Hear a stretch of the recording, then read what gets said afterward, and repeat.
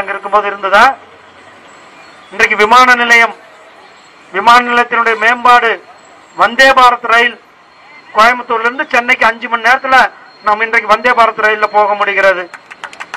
சென்னையிலிருந்து திருநெல்வேலிக்கு வந்தே பாரத் ரயில், சென்னையிலிருந்து திருப்பதிக்கு வந்தே பாரத் ரயில், சென்னையிலிருந்து மைசூருக்கு வந்தே பாரத் ரயில், இப்படி வந்தே பாரத் ரயில்களுடைய எண்ணிக்கை, அதிவேகம் இந்த ரயில்வே வளர்ச்சியை கொடுத்திருக்கிறார்கள்.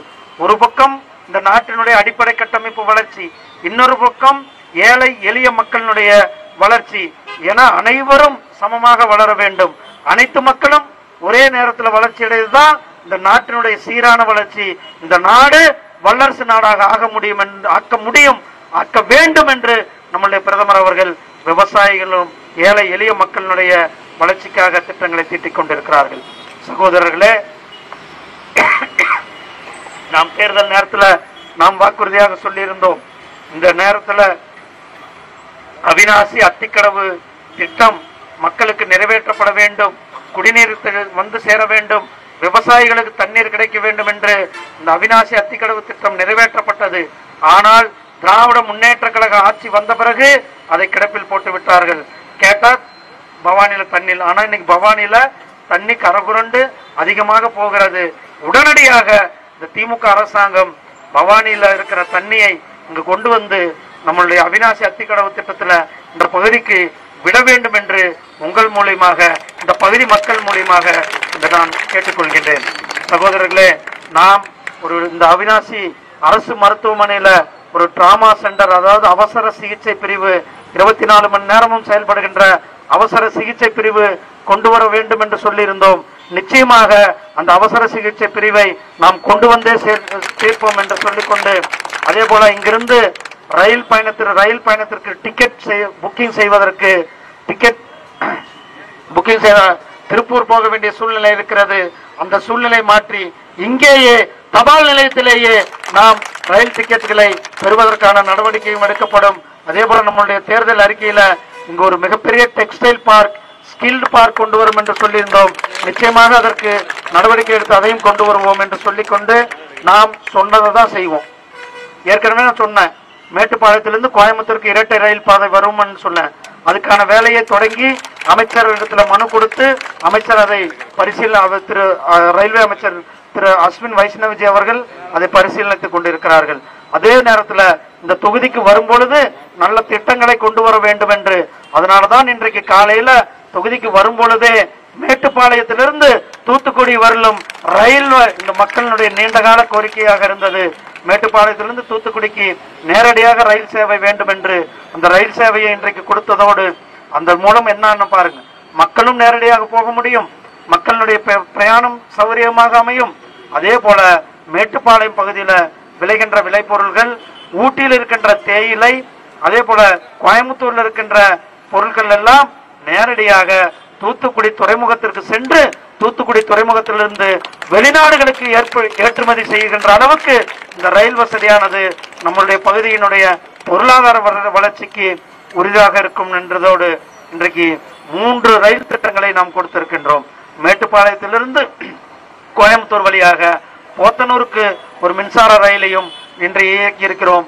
அதே போல கோயம்புத்தூரிலிருந்து திருப்பதி செல்லுகின்ற ரயிலை சாம்பல்பூரில் நிறுத்தத்திற்கும் நாம் இன்றைக்கு அந்த திட்டத்தை நிறைவேற்றியிருக்கின்றோம். சகோதரர்களே, நாம் என்ன சொல்லுவோமோ அதை தான் சொல்லுவோம், செய்வோம். அதே போலதான் இந்த அவிநாசியிலிருந்து மேட்டுப்பாளையம் வரலும் 4 வழிச்சாலை அன்னூர் வழியாக நாம் கொண்டு போகவும் என்று சொல்லியிருக்கிறோம். அந்த திட்டத்தை நாம் நிறைவேற்றி கொடுப்போம். நாம் இந்த பகுதியில் வெற்றி வாய்ப்பை தவற விட்டிருக்கலாம், ஆனால் மக்கள் மனதில் நாம் இடம் பிடித்திருக்கின்றோம். அதனால்தான் நம் மக்கள் நமக்கு ஆதரவு கொடுத்திருக்கிறார்கள். 2,30,000 பேர் நாம் மேல் நம்பிக்கை வைத்திருக்கிறார்கள். அவர்களுடைய நம்பிக்கைக்கு நாம் எப்பொழுதும் கூட உறுதுணையாக இருப்போம். அதனால் நாம் சொன்ன திட்டங்கள் எல்லாம் நிறைவேற்றி கொடுப்போம் என்று சொல்லிக்கொண்டு, இங்க சேவூர் பகுதியில் சேவூர் ரோட்ல இருக்கிற அரசு பள்ளி கிட்டத்தட்ட 600 மாணவிகள் படிக்கிறாங்க. 1600 மாணவர்கள் படித்துக் கொண்டிருக்கிறார்கள். அந்த பகுதியில் இந்த திமுக அரசாங்கம் டாஸ்மாக் கடையை திறந்திருக்கிறது. மிகவும் வேதனைக்குரியதானது. இந்த டாஸ்மாக் கடையை பொதுமக்களுடைய எதிர்ப்பை மீறியும் திமுக அரசாங்கம் அங்கு கொண்டு வந்து முயற்சி செய்து கொண்டிருக்கிறார்கள்.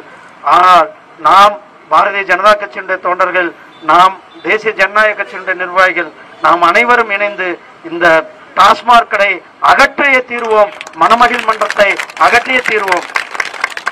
இன்னைக்கு பாருங்க, ஒரு ஊருக்கு போனா ஆஸ்பத்திரி இருக்கோ இல்லையோ, அந்த ஊர்ல பள்ளிக்கூடம் இருக்கோ இல்லையோ, அங்கன்வாடி மையம் இருக்கோ இல்லையோ, ஆனா டாஸ்மாக் கடை இருக்கிறது. எவ்வளவு ஒரு கேவலமான சூழ்நிலை! தமிழகத்தை இந்த திராவிட முன்னேற்ற கழக அரசாங்கம் டாஸ்மாக் கடைகளுடைய பகுதிகளாக ஆக்கி வைத்திருக்கிறார்கள். கள்ளக்குறிச்சியில கிட்டத்தட்ட 70 பேருக்கு மேல கள்ளச்சாராயத்தார் உயிரிழந்திருக்கிறார்கள். தமிழ்நாட்டினுடைய சட்டம் ஒழுங்கு சந்தி சிரித்துக் கொண்டிருக்கிறது. ஒரு தேசிய கட்சியினுடைய மாநில தலைவரே பட்ட பகல்ல சென்னையில வெட்டி கொலை செய்யப்படுகிறார். மதுரையில ஒரு தமிழகத்தினுடைய அமைச்சர் இருக்கிற அதே தெருவுல நாம் தமிழர் கட்சியினுடைய நிர்வாகி வெட்டி கொலை செய்யப்படுகிறார். இது அதே போல காங்கிரஸ் மாவட்ட தலைவர் படுகொலை செய்யப்பட்டிருக்கிறார். அண்ணா திராவிட முன்னேற்ற கழகத்தினுடைய நிர்வாகி படுகொலை செய்யப்பட்டிருக்கிறார்கள். கடலூர்ல 3 பேர் படுகொலை செய்யப்பட்டிருக்கிறார். தொடர்ந்து தினந்தோறும் சட்டம் ஒழுங்கு இன்றைக்கு கேள்விக்குறியாக இருக்கிறது. இந்த திராவிட முன்னேற்ற கழக அரசாங்கம் தூக்கி எறிந்தால்தான் இந்த சட்டம் ஒழுங்கு சீராக கூடும். இந்த சட்டம் ஒழுங்குக்கு பாரதிய ஜனதா கட்சி, தேசிய ஜனநாயக கூட்டணி தான் இங்கு ஒரு நிரந்தர தீர்வை கொடுக்க முடியும். இந்த அவிநாசி அத்திக்கடவு சொன்ன இந்த அவிநாசி பகுதியில எல்லாம் சிறு சிறு நெசவாளர்கள் கரண்ட் பில் எவ்வளவு முக்கியம் அவர்களுக்கு. இந்த ஆட்சி வந்த உடனே 2 முறை கரண்ட் பில் ஏற்றி இருக்கிறார்கள். இன்றைக்கு பல தொழில் நிறுவனங்கள் முடங்கி போயிருக்கிறது. நேற்றைக்கு முன்தினம் கரண்ட் பில்ல மீண்டும் ஒரு பேரிடியாக மக்கள் தலையில இந்த கரண்ட் பில்லை ஏற்றி இருக்கிறார்கள். இதெல்லாம் திராவிட முன்னேற்ற கழகத்தை வீட்டுக்கு அனுப்புவதற்கு நாம் தயாராக வேண்டும். மக்களை இந்த திராவிட முன்னேற்ற கழக அரசாங்கத்திலிருந்து நாம் பாதுகாக்க வேண்டும். மக்களுடைய அன்பை பெறுவதற்கு நமக்கு ஒரு வாய்ப்பை கொடுத்திருக்கிறார்கள். சகோதரர்களே, சகோதரிகளே, என்றைக்கென்றாலும் கூட இந்த நீலகிரி பாராளுமன்றத்தினுடைய பாரதிய ஜனதா கட்சியினுடைய வேட்பாளர், நீலகிரியினுடைய பாராளுமன்ற உறுப்பினர் பாராளுமன்றத்தில் உட்கார்ந்திருப்பார். அதுவரையிலும் நம்மளுடைய பணிகளை நாம் தொடர்ந்து செய்வோம் என கேட்டு உங்களிடத்திலிருந்து இந்த நிகழ்ச்சியில கலந்து கொண்டிருக்கின்ற இந்து முன்னணியுடைய மாவட்ட செயலாளர் சகோதரர் கேசவன் அவர்களுக்கும், அனைத்து நிர்வாகிகளுக்கும், இந்த நிகழ்ச்சியை ஏற்பாடு செய்த அனைத்து சகோதர சகோதரிகளுக்கும் என்னுடைய அன்பார்ந்த நன்றிகளையும், வாக்காளர்களுக்கு நன்றியும், தேசிய ஜனநாயக கூட்டணியில் இருக்கின்ற நம்முடைய கட்சியை அமமுக கட்சியை சேர்ந்தவர்களுக்கும், அனைத்து கட்சி ஓபிஎஸ் அணியினை சேர்ந்தவர்களுக்கும், பாமக கட்சி, தமிழ் மாநில காங்கிரஸ், அனைத்து அண்ணன் ஜான் பாண்டியன் உள்ளிட்ட அனைத்து கட்சி நிர்வாகிகளுக்கும் என்னுடைய அன்பார்ந்த மனமார்ந்த நன்றிகளையும் வாழ்த்துக்களையும் தெரிவித்துக் கொள்கிறேன். நன்றி, வணக்கம், ஜெய்ஹிந்த், ஜெய்பார்.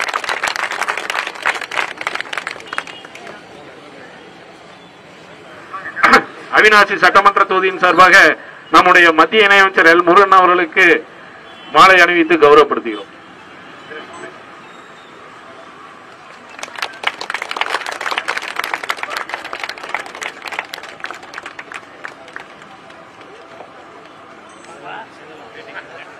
நன்றியுரை மாவட்டத்தினுடைய துணைத் தலைவர் ஏ கே சண்முகம் அவர்கள்.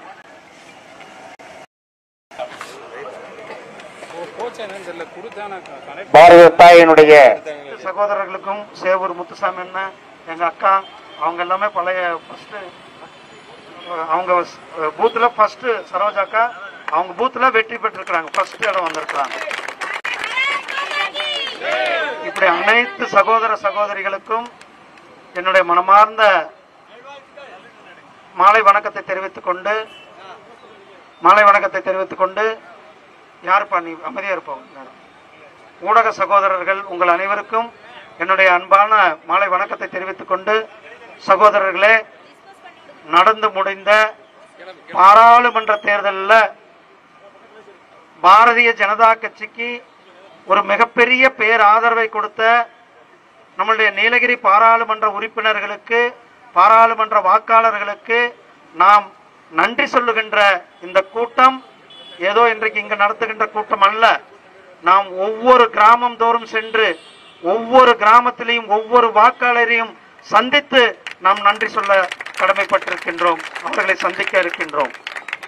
சகோதரர்களே, இன்றைக்கு நாம் சட்டமன்ற வாரியாக இந்த கூட்டங்களை நடத்தி இருக்கின்றோம். இந்த ஒவ்வொரு கிராமத்திற்கும் சென்று ஒவ்வொரு கிராமத்தினுடைய ஒவ்வொரு வாக்காளரையும் அவர்களிடத்துல பாரதிய ஜனதா கட்சியினுடைய நமக்கு வாக்களித்த நமக்காக 2,32,000 பேர் நமக்கு வாக்களித்திருக்கிறார்கள். நம்மளை நம்பி வாக்களித்திருக்கிறார்கள். மோடிஜி ஐயா ஆட்சி மேல நம்பிக்கை வைத்து வாக்களித்திருக்கிறார்கள். அவர்களுக்கு நாம் நன்றி சொல்ல கடமைப்பட்டிருக்கின்றோம். அதனால்தான் இந்த நன்றி அறிவிப்பு கூட்டத்தை நாம் நடத்தி கொண்டிருக்கின்றோம். சகோதரர்களே, இந்த வரலாற்று சிறப்புமிக்க 3வது முறையான நம்முடைய பிரதமர் திரு நரேந்திர மோடிஜி அவர்கள் 3வது முறையாக ஆட்சி அமைத்திருக்கிறார்கள். இது சாதாரண நிகழ்வு அல்ல. ஒரு பிரதமர் தொடர்ந்து 3 முறை ஆட்சி அமைத்திருக்கிறார்னா அவர் எந்த அளவுக்கு இந்த நாட்டின் மேலையும் இந்த நாட்டினுடைய வளர்ச்சி மேலையும் இந்த நாட்டினுடைய அபிவிருத்தி மேலையும் பற்று கொண்டிருக்கிறார்கள் என்பதை நாம் எடுத்து சொல்ல முடிகிறது. அதனால்தான் மக்கள் தொடர்ந்து அவருக்கு ஆதரவை கொடுத்திருக்கிறார்கள். ஒரு மிகப்பெரிய வெற்றியை பெற்றிருக்கிறார்கள். 3வது முறையாக பிரதமர் திரு நரேந்திர மோடிஜி அவர்கள் ஆட்சி அமைத்திருக்கிறார்கள். அவர்களுக்கு நம் தமிழ்நாட்டு மக்கள் சார்பாக, அவிநாசி மக்கள் சார்பாக நம்முடைய வாழ்த்துக்களையும் பாராட்டுகளையும் நன்றிகளையும் தெரிவித்துக் கொள்வோம்.